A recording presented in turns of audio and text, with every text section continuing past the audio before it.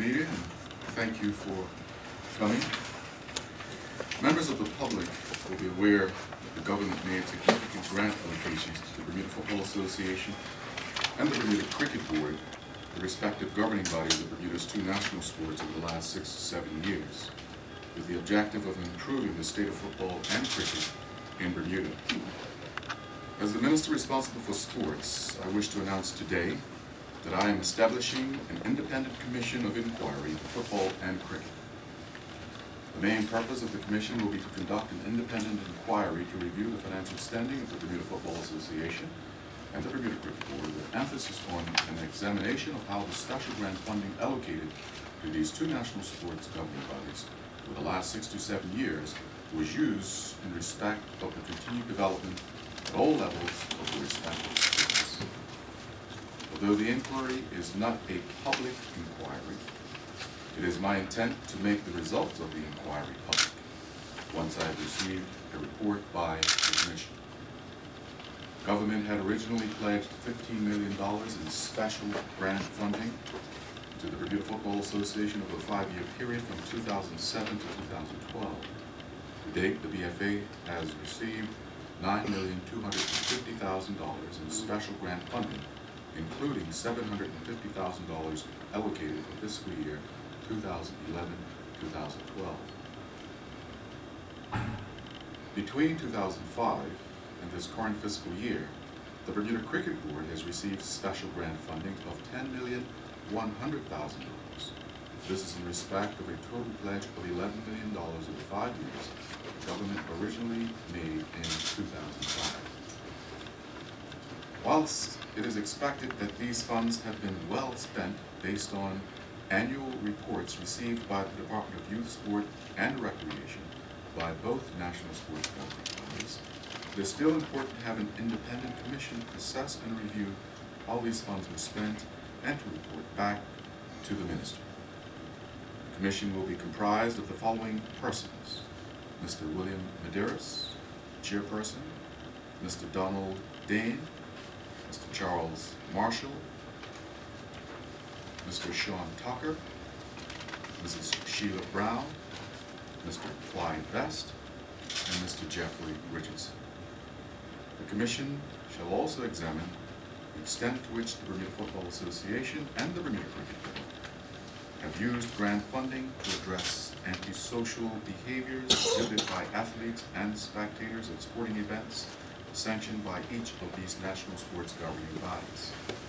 The Commission shall conduct its review over an 8-week period from today through November 21st, 2011, and will report to the Minister shortly thereafter. I expect that the Commission will conduct its affairs promptly and that their efforts will serve all stakeholders well. For example, government, two national sports governing bodies, and indeed the entire community. Thank you very much. The ongoing challenges that seem to be getting increasingly worse and bad.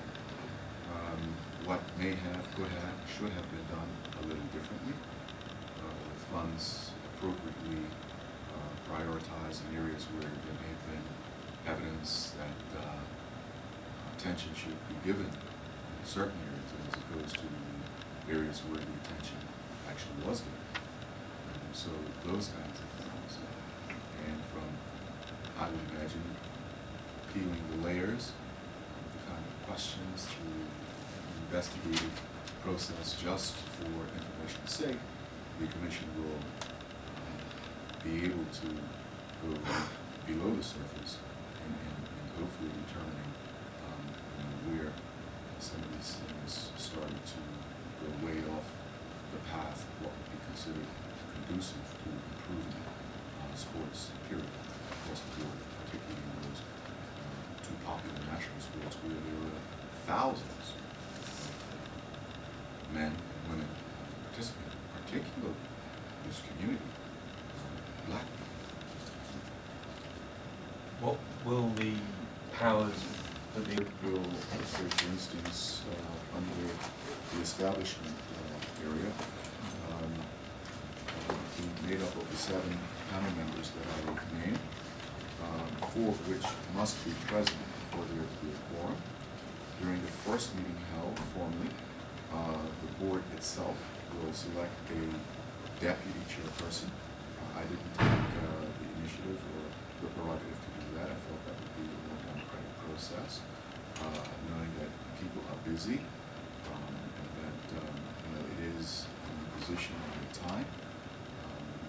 None of the members of the appointed board who have agreed to serve will be receiving any remuneration from any source. So it is completely without motive or motivation, save and except for doing the best job that their collective minds can do, and hopefully identifying some areas where we can make improvements, or maybe some recommendations that we feel would be appropriately considered for us to look at and moving forward. When we spoke a month or so ago about this, you said that you were very keen on it not turning into a witch hunt. Absolutely. Was that one of the reasons why this won't be a public inquiry, but you will make the recommendations public? Yeah, absolutely. And also because, with a public inquiry, you have to put a timeline here, and the demand on people's time, of course, is something that you have to consider. And I want this report to be conducted in the most concise and time-sensitive basis. So I've restricted it to about an 8-week process. And because of the flexibility under the remit of the board, they can talk to anyone that they would like to who's associated with the sports, respectively. And that could be from spectator level all the way through to the regulators or the umpires, the board itself, the executive members of the respective national sports. Also, the umpires, the referees, players, those that have been disciplined. Maybe there's some that have been disciplined that felt they should have been, more harshly treated, or there may be some that felt that they weren't treated fairly because of thus, such, and so, and that kind of thing. Also, you've had a few athletes that have been in the respective sports, cricket, football, that have been quite analytical in their critique as to why they have chosen to withdraw their commitment to the sport at local club level, at national level.